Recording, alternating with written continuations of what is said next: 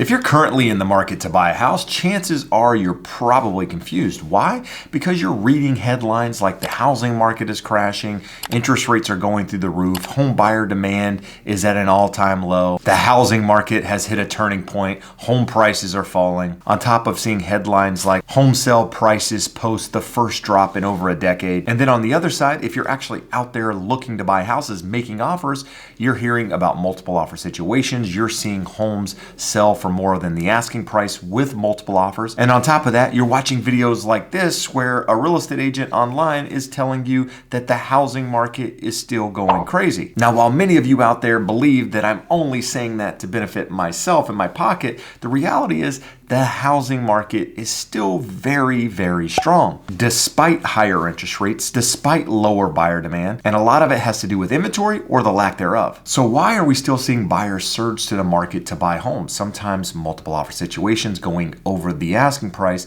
when interest rates have moved up while home buyer demand has faded off. Well, at the moment, there's actually two different things playing into this equation. Back in early January, we saw interest rates move to the lowest levels we saw in a couple of months. That got a lot of buyers off the fence ready to purchase homes. And a lot of those buyers went out into the market and started making offers on property, went into escrow at a time when inventory wasn't really growing due to the time of year. Inventory typically doesn't start to pick up until sometime in mid-February. So back in January, when rates went lower and buyers got off the fence, they were actually buying a lot of the homes that had been sitting on the market for some period of time. Those homes that had the longer days on market, the ones that you thought weren't going to sell because they had just been sitting there. Well, all of a sudden, with rates moving lower and some of those sellers starting to reduce their prices, those homes got gobbled up pretty quickly and went into escrow, therefore taking them off the market. And since then, we've actually seen inventory continue to move lower. In fact, available inventory for sale is still falling, declining this week by 2.5% to 418,000 homes.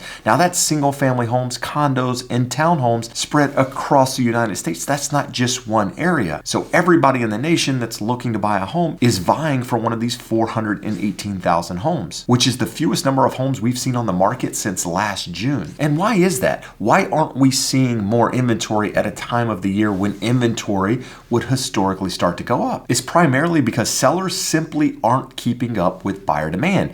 Even though buyer demand sits at a 28-year low, there is still more demand out there in the market than there is inventory coming to the market. So it goes back to the equation that we've been talking about over the last couple of years. When you have more people that want something than you have of that said something, prices are going to continue to go up. And in this case, you have more buyers looking to buy homes than you have sellers willing to sell those homes at the moment, which we'll talk about why here in just a minute, which is causing this multiple offer situation. It's causing this frenzy again in a lot of markets out there, which is keeping home prices stable. And even though we've seen a slight increase in new listings week over week, the numbers aren't growing because a lot of those homes that are coming to the market are going into escrow immediately. As you can see from this chart here, 18,000 new homes that got listed went under contract almost immediately. Now understand, when I'm talking about the current market, I'm talking about what I'm seeing here in Southern California. Now the numbers that I'm giving you are nationwide, but it's important to note that real estate is local. So what's happening here in my market might not be happening in your market. And that's something I want to make sure you understand before I actually dive into what I'm seeing here in my market, because you might be seeing things a little bit differently. But with that said, I'd like to ask a favor before we go any further. If you find any value in my videos at all, do me a favor and hit that thumbs up. It helps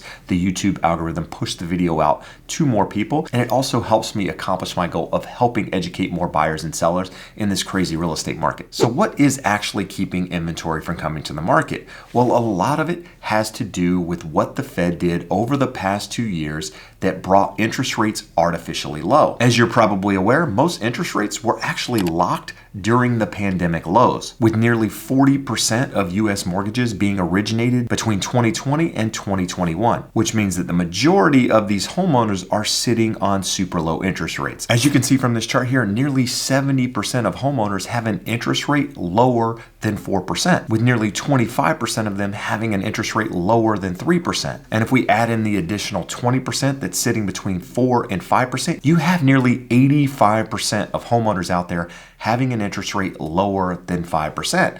And so if you look at the current environment at the moment, with interest rates moving back up towards 7% and home prices not falling nearly as much as many people out there want, you ultimately have a recipe for higher payments. So if somebody is interested in selling their home, that means they have to incur the cost to sell that property, which means in most markets, they're going to spend somewhere between 5 to 7, 8% to sell that property. So on a $500,000 home, you're talking somewhere between $25,000 and $40,000 to sell that property.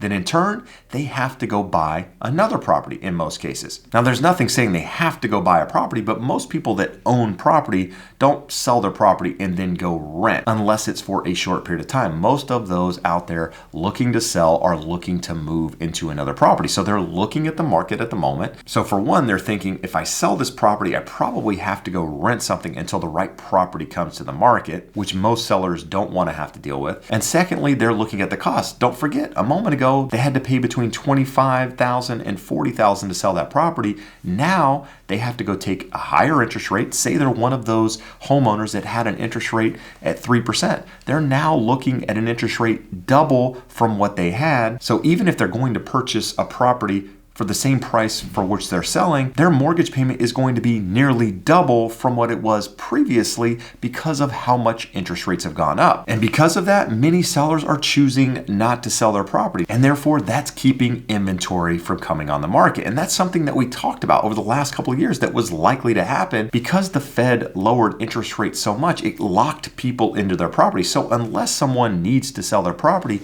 chances are they're going to stay put. In fact, two of the listings that I have at the moment and one that I'm talking to today with a listing appointment are all people actually moving out of state. One person is moving to Tennessee, one just sold and is moving to Arizona, and the third is actually a job relocation and they're moving to Texas. So none of these people were moving and planning on staying in state. These are all people that wanted to move for a change in lifestyle. So if you're out there looking to buy a property, you need to find sellers that are motivated to move for one reason or another. Not just nice to move, like I'd like a bigger house, I'd like some more bedrooms. Yeah, that's nice. You need somebody that needs to move for a reason. My guy moving to Arizona wanted to be by his family. And fortunately, he was able to sell his home here and buy a house cash in that market.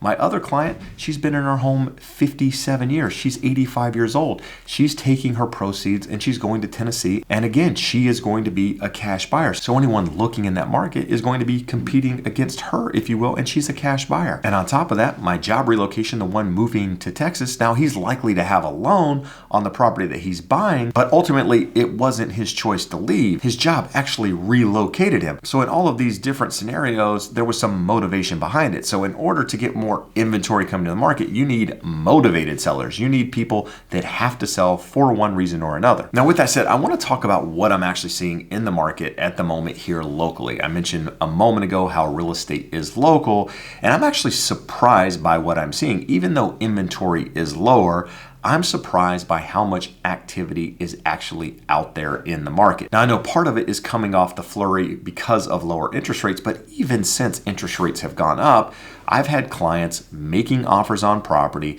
and we've been coming up short because of how much demand's in my current market. Here in Orange County, California, where I'm sitting today, there's around 2,200 active listings on the market, which is actually less property than we started the year with. So we have less homes on the market now than just a few months ago, and there's a lot of demand for those properties. In fact, I had a client make an offer on a property about a week ago. It had 15 offers on it. The asking price was $1 million, and we ended up making an offer just over $1 million, but there were 15 offers. 5 of them were $100,000 more than the asking price. So the craziness that we were talking about a year ago, some of that is back, and I'm really surprised by that because I thought the higher interest rates would keep some of these people off the market. But here's a couple of things that I've noticed.